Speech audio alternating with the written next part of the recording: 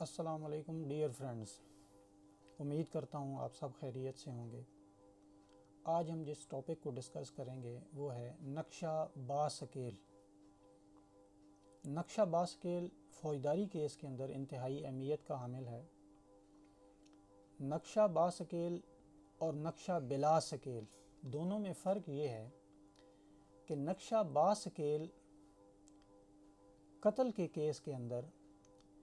नक्शा नवीस बनाता है, जबकि नक्शा बिला स्केल हर केस के अंदर बनता है और ये इन्वेस्टिगेशन ऑफिसर बनाता है। कोई भी केस अदर देन मर्डर जब हो जाता है, जो इतना हीनियस ऑफेंस नहीं है, तो पुलिस इन्वेस्टिगेशन ऑफिसर जब मौके पे पहुंचता है तो मुद्दई के मुताबिक जो जगह होती है, जाए वकूआ होता है, उसको समझने के लिए, कोर्ट को समझाने के लिए, मुद्दई और मुलजिम के वकील को समझाने के लिए, क्योंकि ये सारी पार्टीज़ मौके के ऊपर नहीं होती, ना जज साहब मौके के ऊपर जाते हैं, ना पार्टीज़ के लॉयर्स मौके के ऊपर जाते हैं, तो मौके का एक नक्शा उनको बना के दिखाया जाता है कि जहाँ पे ये वकूआ हुआ वो किस तरह की जगह थी, वो लोकेशन कैसी थी, वो गली थी, वो घर था, वो मकान था, वो उसकी नेचर क्या थी उस जगह की जहाँ पर ये वकूआ पेश आया। उसमें अगर कोई वकूआ गली के अंदर पेश आया है तो उसमें गली को शो किया जाएगा लाइनों के ज़रिए, उसमें पॉइंट ज़ाहिर किए जाएंगे तफ्तीशी साहब कि जी मौका के ऊपर जो मुद्दई और गवाहान मौजूद हैं उनके बकौल इस पॉइंट नंबर 1 के ऊपर मुद्दई खड़ा था, पॉइंट नंबर 2 के ऊपर मुलजिम खड़ा था, पॉइंट नंबर 3 वो है जहाँ से फायरिंग की गई, पॉइंट नंबर 4 ये है जहाँ पे अगर उस केस के अंदर कोई मकतूल है वो गिर जाता है, यहाँ पे मकतूल गिर गया था। कत्ल के केस के अंदर जिस तरह फायरिंग हुई, जहाँ पे मुलजिम ने फायर किया उस जगह को शो किया जाता है नंबर वाइज, जहाँ पे उसके खौल पड़े हुए थे उसको शो किया जाएगा। गली की चौड़ाई कितनी है,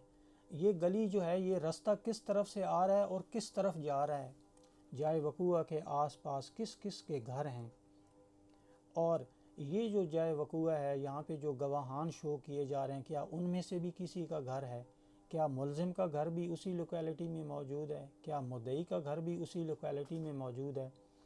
फिर उस नक्शा के अंदर ये भी ज़ाहिर किया जाता है कि क्या यहाँ पे कोई सोर्स ऑफ लाइट है, अगर रात का वकूआ है क्या स्ट्रीट लाइट है, गली में कोई स्ट्रीट लाइट है, या कोई घर में अगर वकूआ हुआ है तो घर में कोई स्ट्रीट लाइट थी, वो अगर रोशन थी उस वक्त जब ये वकूआ हुआ। तो ये सारी चीज़ें जो हैं वो बड़ी अहमियत की हामिल होती हैं। कत्ल के केस के अंदर जो नक्शा बास्केल बनाया जाता है, बास्केल इसलिए कहते हैं कि इसमें एग्जैक्टली जो डिस्टेंस होता है उसको पैमाइश के बाद नक्शा नवीस जो है वो लिखता है, और आम तौर के ऊपर वो जो है वो अपना वो उस नक्शे के ऊपर बाकायदा उसको मेंशन करते हैं कि जो इस नक्शे के ऊपर मैं 1 इंच जगह शो कर रहा हूँ ये ओरिजिनली 16 फीट होगी।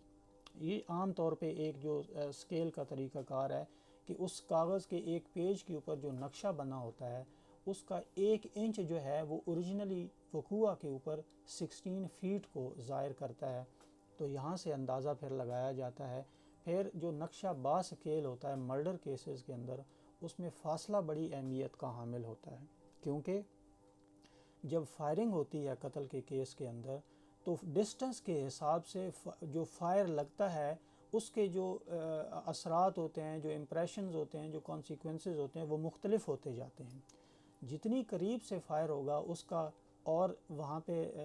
मेडिकल पॉइंट ऑफ व्यू से उसके और असरात होंगे, और अगर डिस्टेंस से फायर किया जा रहा है तो उसका और तरीक़ाकार होता है, जो कि फोरेंसिक एविडेंस के में ये चीज़ें सारी सामने आती हैं। और जब मेडिकल में उसका डेड बॉडी को एग्ज़ामिन किया जाता है तो वहाँ पर भी इस चीज़ को बताया जाता है कि ये इसके ऊपर जो इंजरी आई है वो उसकी नेचर क्या है, और उससे फिर अंदाज़ा लगाया जा सकता है कि कितने डिस्टेंस से फायर किया गया है। अगर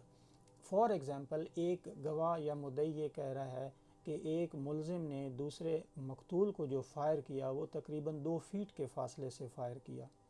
जबकि पोस्टमार्टम रिपोर्ट के अंदर ये इस बात सामने आई कि जो डॉक्टर ने अपनी ऑब्जर्वेशन दी है कि उसके ऊपर ब्लैकनिंग मौजूद नहीं है, तो इसका मतलब ये है कि वो 2 फीट वाली बात मुद्दई झूठ बोल रहा है जबकि फ़ासला ज़्यादा था। तो इन सिचुएशन में ये जो फ़ासला लिखा जाता है बुनियादी तौर पर मेडिकल अगर इसको कॉर्बोरेट ना करे तो ये भी हमारे लिए नुकसानदेह हो सकता है। तो जिरा के दौरान ख़ास तौर के ऊपर जब कत्ल के केस के अंदर हम जिरा करते हैं तो जो नक्शा नवीस होता है वो अपने नक्शे के अंदर सबसे ऊपर ये बात लिखता है कि जी ये नक्शा मैं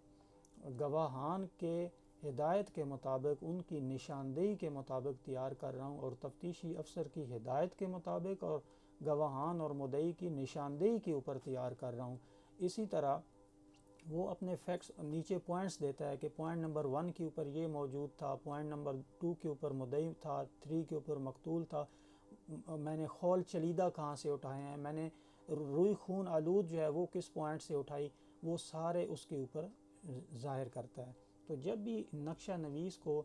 आप क्रॉस करते हैं तो उसके ऊपर एक तो ये है कि उससे ये बात उसने अपने नक्शे में लिखी होती है कि मैंने ये नक्शा गवाहान की निशानदेही के ऊपर बनाया है। और जब गवाहान खुद क्रॉस के लिए आते हैं, उनके ऊपर क्रॉस करना होता है, तो उस वक्त ये जो डिस्टेंस होता है इसकी कॉर्पोरेशन बड़ी ज़रूरी है। अगर आपने उनको कन्फ्रंट करवा लिया वो नक्शा कि जी ये आपकी निशानदेही के ऊपर तैयार किया गया है